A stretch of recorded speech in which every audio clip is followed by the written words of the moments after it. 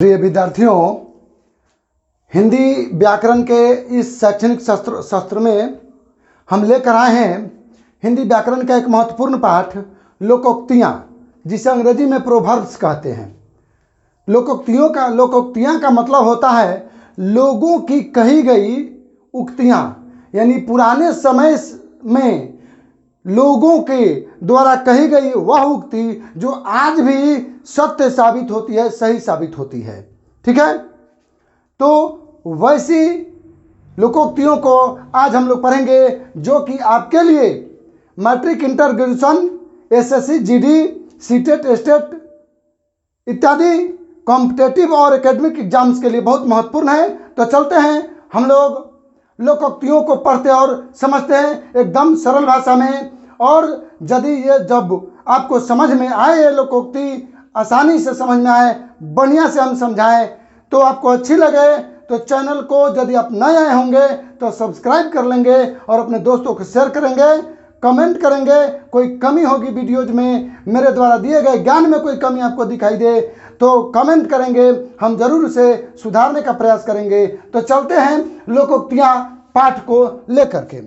चले देखिए, लोकोक्तियाँ जिसे अंग्रेजी में प्रोवर्ब्स कहा जाता है, ठीक है ना। देखिए, लोकोक्ति मुख्य लोकोक्तियाँ ली गई है जो कि कॉम्पिटेटिव एग्जाम या एकेडमिक एग्जाम में अधिकांश आते हैं। चलिए, पहला लोकोक्ति है अपनी डफली अपना राग। अपनी डफली अपना राग, ठीक है ना, यानी अपना ढोलक और अपना स्वर, यानी कि मनमानी करना, अपना मनमानी करना, जो मन कर रहा है सो हम करेंगे, ठीक है ना। अपनी डफली अपनी राग का मतलब क्या हुआ? मनमानी करना, अपना मनमानी करना, ठीक है ना बाबू। चलिए, अपना हाथ जगन्नाथ। अपना हाथ जगन्नाथ कहने को होता है, समाज में लोग कहते हैं अपना हाथ जगन्नाथ। इसका मतलब क्या हुआ कि स्वयं किए हुए कार्य फलदायी होता है, यानी अपने द्वारा किया गया कोई भी कार्य फलदायी होता है। क्यों? कि अपने द्वारा जो भी कार्य करेंगे हमें जो भी फल मिलेगा, हमें विश्वास तो रहेगा ना कि भाई हमने इतना मेहनत किया तो इतना फल मिला, और अधिक मेहनत करेंगे और बढ़िया से कुशलता से करेंगे और ज़्यादा हमें फल मिलेगा और अधिक सफलता मिलेगी। तो इसको कहा जाता है अपने हाथ जगन्नाथ का मतलब स्वयं किए हुए कार्य का कार्य फलदायी होना। चलिए, अपने करनी पार उतरनी। अपनी करनी पार उतरनी लोकोक्ति है। इसका अर्थ क्या होता है? इसका मतलब क्या होता है कि अपने कर्म का फल स्वयं भोगना पड़ता है। अपने द्वारा किए गए कर्मों का फल दूसरा कोई नहीं भोगता है, हमें खुद ही भोगना पड़ता है, ठीक है। तो अपनी करनी पार उतरनी, इस लोकोक्ति का अर्थ हुआ कि मेरे द्वारा या अपने द्वारा किए गए कार्य का फल अपने ही भोगना पड़ता है। चलिए, चौथा लोकोक्ति हुआ अब पछताए होत क्या जब चिड़िया चुग गई खेत। अब पछताए होत क्या जब चिड़िया चुग गई खेत, ठीक है। इसका क्या अर्थ हुआ? इस लोकोक्ति का अर्थ हुआ कि मौका निकल जाने पर, यानी जब अच्छा अवसर था, अच्छा मौका था, तो कुछ पढ़ लिख कर बन जाना चाहिए। अब जब समय बीत गया तो पछता कर क्या होगा? यानी मौका निकल जाने पर पछताना क्या है? बेकार है। मौका तो अब निकल गया, वो मौका अवसर तो आने वाला नहीं है। अब यदि हम पछताते हैं तो पछताना बेकार है, यानी मौका निकल जाने पर पछताना बेकार है, इस लोकोक्ति का अर्थ होता है। चलते हैं पांचवी लोकोक्ति, अधजल गगरी छलकत जाए। लोग कहते हैं ना, अधजल गगरी छलकत जाए, यानी कम ज्ञान वाला आदमी ज़्यादा डींग हाँकता है, यानी कि ज़्यादा अपनी बड़ाई करता है। इसका अर्थ ये हुआ, यानी कि अल्पज्ञ के द्वारा, अल्पज्ञ माने क्या होता है? अल्प माने थोड़ा सा, ज्ञ माने जानकार, कम जानकारी वाला आदमी ज्ञानी होने का डींग हाँकना। अधजल गगरी छलकत जाए, यानी अल्पज्ञ जानकार माने कम जानने वाला आदमी अपने ज्ञानी होने का डींग जब हाँकता है कि हम बहुत बड़े ज्ञानी हैं, इसका अर्थ होता है कि अधजल गगरी छलकत जाए, उसका गुण है उसमें। चलिए, छठा लोकोक्ति है अकेला चना भार नहीं फोड़ता। ये सुनते हैं आप लोगों के कहावत में, अकेला चना भार नहीं फोड़ता। इसका अर्थ होता है कि अकेला व्यक्ति कोई बहुत बड़ा काम नहीं कर सकता है। अकेला आदमी कोई बहुत बड़ा यदि काम हो तो अकेला आदमी नहीं कर सकता है। एकता से बहुत सारे लोग मिल करके बहुत बड़े कार्य को किया जा सकता है, लेकिन अकेला आदमी बहुत बड़ा कार्य नहीं कर सकता है। इसका लोकोक्ति है क्या? कि अकेला चना भार नहीं फोड़ सकता। चलिए, यहाँ सातवां लोकोक्ति है अंधेर नगरी चौपट राजा, टके सिर भाजी टके सिर खाजा। ठीक है, अंधी नगरी चौपट राजा, टके सिर भाजी टके सिर खाजा। इसका अर्थ क्या हुआ? अन्याय का शासन। अन्याय का शासन मैंने शासन हो रहा है, कैसा शासन? न्याय का शासन नहीं, खाली अन्याय का शासन, यानी गलत लोगों को सराहना करना और जो सही लोग हो, जो दोषी नहीं है, निर्दोष है, उसको दंड देना, यानी अन्याय का शासन। अंधी नगरी चौपट राजा, टके सिर खाई टके सिर खाजा, यानी कि अन्याय का शासन करना, खाली अन्याय कराना, न्याय उस शासन में नहीं होना। चलिए 8वां लोकोक्ति है, अंधे के आगे रोना अपना ढीला खोना। अंधे के आगे रोना अपना ढीला खोना, मतलब कुपात्र से मदद मांगना बेकार है। बताइए, अंधे के आगे रोएंगे वो क्या लेकर देगा हमको? उसको खुद दिखाई दे रहा है? नहीं। यानी कि कुपात्र, नालायक के सामने नालायक से मदद मांगने की कोशिश करना। वो तो खुद नालायक है, किसी लायक नहीं, वो हमको क्या मदद करेगा? यानी अंधे के आगे रोना अपना ढीला खोलना का अर्थ हुआ कुपात्र से मदद मांगना बेकार है। चलिए, अंधी पी से कुत्ता खाए, अंधी पी से कुत्ता खाए, माने अंधी औरत पीसे और कुत्ता खाए। उसको दिख थोड़ा ना रहा है कि हम पीस रहे हैं तो आदमी खा रहा है कि क्या हो रहा है, कि पिसा रहा है कि कुत्ता खा रहा है, नहीं दिख रहा।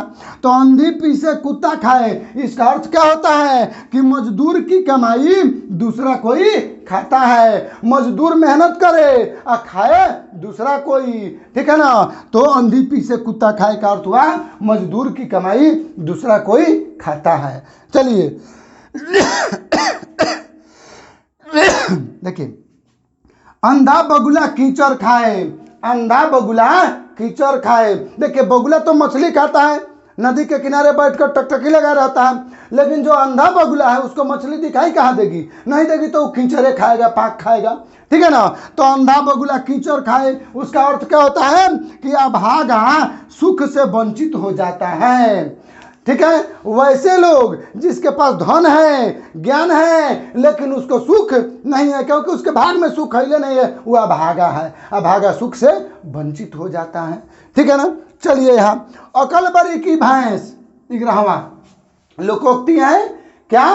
अकलबरी की भैंस। इस लोकोक्ति का अर्थ होता है कि शारीरिक बल से बौद्धिक बल श्रेष्ठ होता है, यानी शरीर के बल से बुद्धि वाला बल बहुत श्रेष्ठ होता है, ठीक है ना। चलिए, यानी अकल बड़ी होती है किससे? भैंस से। इस तरह तो देखने से भैंस बड़ी है, लेकिन अकल बड़ी होती है यानी बुद्धि बड़ी होती है, यानी कि शरीर के बल से क्या? बौद्धिक बल श्रेष्ठ होता है। यहाँ भैंस किसको कहा गया है? शारीरिक बल को भैंस कहा गया है, और अकल किसको कहा गया है? बौद्धिक बल को, यानी शरीर के बल से बौद्धिक बल यानी बुद्धि वाला बल श्रेष्ठ होता है।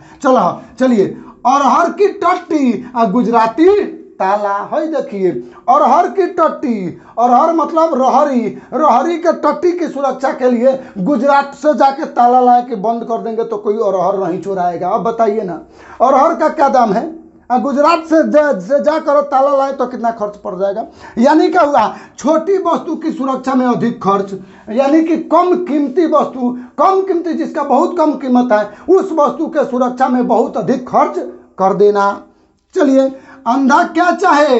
2 आंखें। अंधा क्या चाहे? 2 आंखें, ठीक है। अंधा क्या चाहे? 2 आंखें का अर्थ होता है मनचाही वस्तु अनायास मिल जाना। अनायास माने बिना चाहे, मन हमारी इच्छा है कि हमें ये मिल जाता तो ठीक होता, लेकिन बिना कर्म किए अनायास से मिल गया अचानक, वो बहुत खुशी हो जाती है। यानी अंधा क्या चाहे? 2 आंखें। अंधा तो हमेशा 2 आंखें चाहता है, लेकिन वो जानता है कि हमको मिलेगा नहीं, फिर भी इसी तरह यदि मिल गया तो इसका मतलब क्या हुआ? मनचाही वस्तु अनायास माने बिना मेहनत का मिल जाना। चलिए, अटका बनिया दे उधार। अटका बनिया दे उधार, जब बनिया अटक जाता है उधार दे करके कि तो फिर और उधार उसे देना पड़ता है कि चलिए और उधार देते हैं तो दोनों पैसा एक में मिला के मिल जाएगा।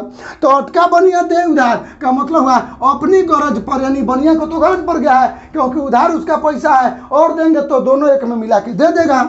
चलिए, तो अपनी गरज पर दबाव सहन करना, अपनी जब गरज पड़ेगी तो दबाव सहन करना पड़ता है। इस अटका बनिया दे उधार का अर्थ हुआ अपनी गरज पर दबाव सहन करना। चलिए, जल खामोशी नीम रजा। जल खामोशी निम रजा, यानी जल जब खामोश हो गया तो समझ लीजिए कि वो रजा हो गया, यानी रजाबंदी यानी राजी हो गया। चलिए जी, तो यानी जल राजी नहीं हुआ, यानी यदि आप कोई बात सुने कि ये करना है और यदि खामोश रह गए, चुप रह गए, इसका मतलब कि आप स्वीकार कर रहे हैं कि हाँ भाई ये करेंगे। चलिए, तो जल खामोशी निम रजा का अर्थ क्या होगा कि चुप रहना, मैंने बात सुने, उसका विरोध नहीं किया कि हाँ या ना, नहीं कहे, चुप रह गए, तो चुप रहना के मतलब होता है कि स्वीकृति का लक्षण है। चुप रहना स्वीकृति का लक्षण है, स्वीकार करने का लक्षण है। आप चुप रह गए, इसका मतलब आपने स्वीकार कर लिया। तो जल खामोशी निम रजा का अर्थ होता है चुप रहना स्वीकृति का लक्षण है, यानी स्वीकार करने का एक लक्षण है। चलिए, तन पर नहीं लता आ पान खाए अलबत्ता, वाह, तन पर नहीं लता आ पान खाए अलबत्ता, यानी शरीर पर लता नहीं, यानी कपड़ा नहीं है, एकदम खूब पान चबा रहे हैं, है ना बाबू। तन पर नहीं लता यानी शरीर पर लता यानी कपड़ा ढंग से नहीं है, लेकिन पान खाए अलबत्ता, लेकिन खूब पान खा रहे हैं। इसका मतलब क्या हुआ, झूठा दिखावा करना, झूठा दिखावा करना कि अर्थात कि मैं बहुत बड़ा हूँ, मेरे पास बहुत धन है, ठीक है ना। तो झूठा दिखावा करने वाले लोग क्या करते हैं, तन पर नहीं लता आप पान खाए अलबत्ता लोकोक्ति का काम करते हैं। चलिए, अटकल पचे 150, अटकल पचे 150, बताइए अटकल पचे 150 होता है कि 30 पचे 150 होता है। अब बताइए, ये अंदाजे से ना बोल रहा है अटकल पचे 150, यानी बिना आधार का कोई जवाब दे देना, निराधार जवाब देना, माने वैसा जवाब देना जिसका कोई आधार नहीं हो, कोई ये नहीं है कि किस आधार से यह जवाब सही है, कि इसी तरह तो निराधार जवाब देना, ठीक है। अंधा क्या जाने बसंत बहार, अंधा आदमी क्या जाने बसंत का बहार, बसंत का सुख, वो क्या देख रहा है कि बसंत का सुख कैसा होता है। तो अंधा क्या जाने बसंत बहार, इसका अर्थ हुआ बिना देखी वस्तु का आनंद न मिलता।